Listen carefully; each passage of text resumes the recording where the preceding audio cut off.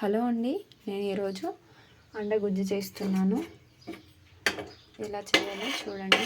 ముందుగా stove on చేసి pan పెట్టి అందులో కొద్దిగా ఎక్కువనే ఆయిల్ వేసుకోవాలి. ఆయిల్ వేడెక్కాక కట్ చేసిన ఆనియన్స్ ఇందులో వేసుకోవాలి.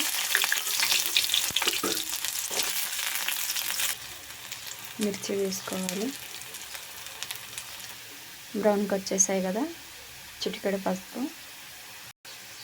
కొద్దిగా కారం, రుచికి సరిపడా సాల్ట్ ఇలా అన్నీ వేసుకోవాలి. కొద్దిగా మసాలా పొడిని యాడ్ చేయాలి. 1 ఎగ్ని ఇందులో నేనైతే యాడ్ చేశాను. ఇలా మొత్తాన్ని కలిపేసేయాలి. చూసారా, మనకైతే రెడీ అయిపోయింది. ఇప్పుడు కొత్తిమీర వేసుకోవాలి. ఈ వీడియో కనుక మీకు నచ్చినట్లయితే లైక్ చేయండి, షేర్ చేయండి, సబ్స్క్రైబ్ చేయండి. Thank you for watching.